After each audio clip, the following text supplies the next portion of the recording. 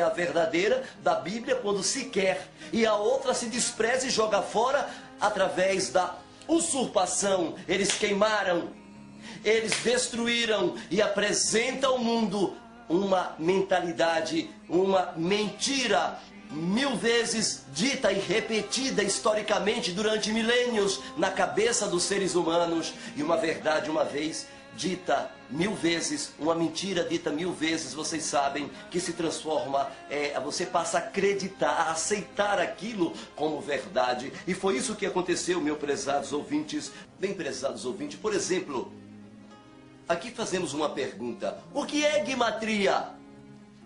Gimatria é uma ciência hebraica muito antiga que associa letras, números, para examinar as escrituras, por exemplo, de uma forma mais exata. Vocês sabem que existe, por incrível que pareça, existe 22 letras no alfabeto hebraico.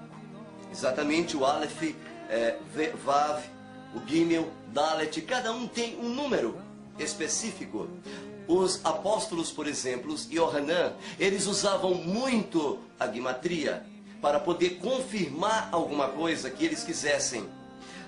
E por incrível que pareça, aqui nós queremos exercer o que ele disse em Apocalipse 13, versículo 18, quando ele diz: aqui há sabedoria, aquele que tem entendimento calcule o número da besta, pois é o número de homem. Por isso é que nós sabemos que existe a Torá, existe 4 níveis para que você entenda e interprete. O primeiro nível da Torá, para que você entenda ela, chama-se Peshá, que significa simples. É a maneira como se fala e a maneira como se entende. Você chama-se Peshá. O segundo nível, Remes, significa parábolas, hipérboles, se aprofunde mais. Esse é o sentido hebraico para Remes. O terceiro sentido, Drash, que significa, um drachá, significa, prezado ouvinte, uma pesquisa. Pesquise, se aprofunde. Exatamente é o que nós fazemos na restauração da Bíblia. E no terceiro nível, nós temos então, no quarto nível, nós temos então o Sod, que é o nível oculto. É o nível que está numa dimensão maior, uma dimensão mais no nível oculto. E nós temos também a gimatria, que confirma tudo isso. Por exemplo, nós temos alguns valores que é dado a cada letra. No caso do nome, depois da Torre de Babel, quando as várias nações se espalharam sobre a superfície da terra, lá antes do dilúvio e depois do dilúvio, a língua que se falava era a língua de Shem. A língua de Shem, para quem não sabe, é exatamente a língua hebraica. E lá na terra de Shem existia 4 cidades, como já falamos anteriormente: Ereque, Calné, Bavel e Acade, naquela terra chamada Shinar. Naquele local, prezados telespectadores, exatamente se falava o hebraico. Em outras palavras, a língua de Babilônia era o hebraico. Tabletes cuneiformes e informações arqueológicas achadas no Cairo e no Egito e em Bavel, na região da Mesopotâmia, mostram plenamente que a língua de Shem era exatamente o hebraico.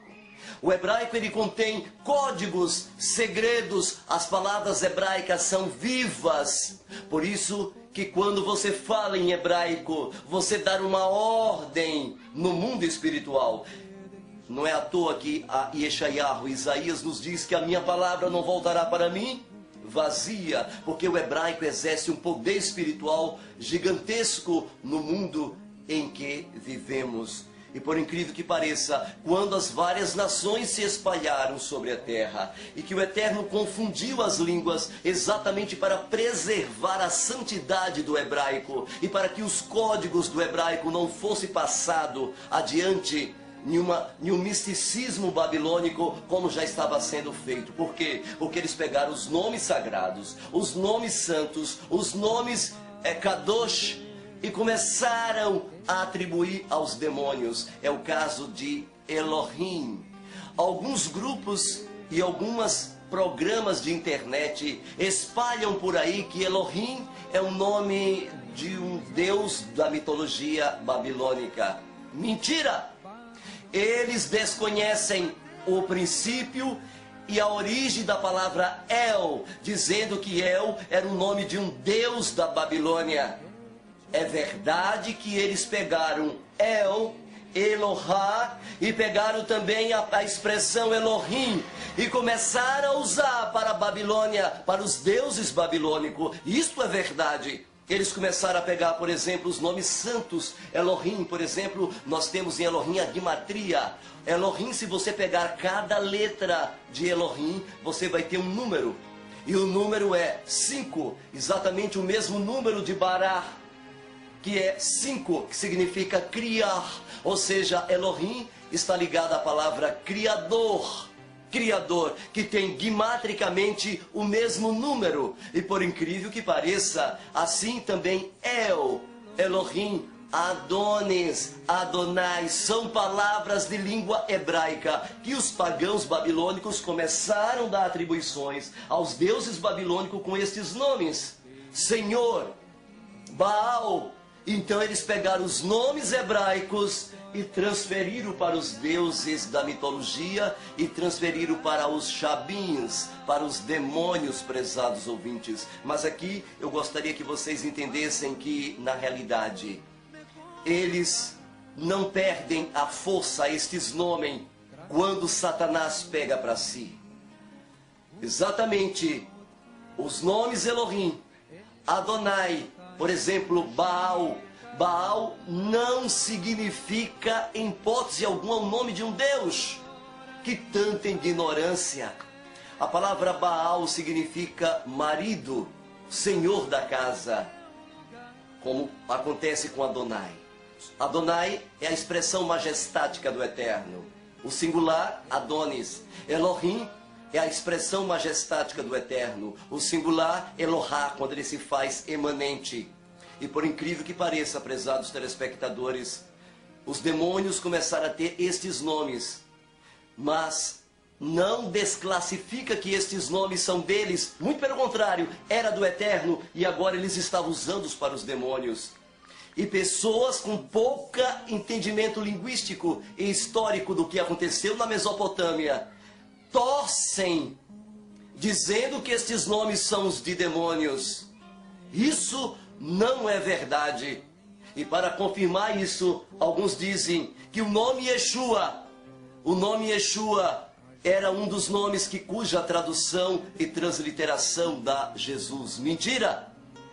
O nome Shuar, a transliteração seria com Shin, a transliteração seria com CH-UA em português, e Yeshua. E por incrível que pareça, os nomes como Yehoshua e Al-Hushua, estes nomes, prezados ouvintes, e Yehoshua, estes nomes têm a gimatria. Para que você possa entender exatamente, gimatricamente, se isso é verdade, o que eu estou falando ou não, então vamos para a gimatria. Se você pegar o nome, por exemplo, Torá, você vai ver que Torá é composta de Taf, Vav, Resh e Re. Se você então fizer a soma das letras, você vai encontrar um número, gimatricamente, que é a sua raiz no final, que é o número 8. Por incrível que pareça, assim também para o nome do Eterno. O Eterno tem um nome, e o nome do Eterno são 72 pronúncias para o nome dele. Yehuá. O eu sou é espírito. Então nós temos o Yud, Re, Vav, Re. Cada um especificamente tem um número. E se você somar as 4 consoantes do nome do Eterno, você vai achar então a raiz. E a raiz é exatamente o número 8. E por incrível que pareça, se você pegar o valor numérico do nome Yahoshua ou Yehoshua. Faça em sua casa. E agora veja quanto vale cada letra. O Yud, Re, Vav, Shin e Ain. Se você fizer gimatricamente a soma de cada letra, você vai achar um número. E o número dá exatamente 13. Que se você, por acaso, fizer a raiz, você vai achar 1 mais 3 é igual a 4. Agora pegue o número do Eterno, o nome de Yeshua. Se você pegar o nome de Yeshua, você vai ter aqui as 4 letras. É exatamente o que acontece. Yud, Shin, Vav e Ain. Se você por acaso fizer a soma das 4 letras, das 4 consoantes do nome Yeshua, você então terá um número, uma raiz. Quando somado, você vai ver que dá exatamente um número, e o número é 8. O mesmo número do Eterno, que é o mesmo número da Torá. Perceba, por isso que Yehoshua significa salvação futura. Não está errado a expressão Yehoshua, é uma expressão hebraica, significa também o eu sou, é a salvação futura do Eterno. Mas a expressão Yeshua, exatamente a expressão Yeshua, por incrível que pareça, meu prezado telespectador, a expressão Yeshua tem um significado mais amplo. A expressão Yeshua, por exemplo, a expressão Yad significa a primeira letra Yud. Yad, mão de Yehier. A mão de Yehier, que é um dos nomes do Eterno. O Shin significa que o Eterno está no controle. O Vav significa ele se tornou homem. E o Ain significa e veio para trazer a salvação. Por isto que o nome Yeshua significa a salvação presente, passado e futuro.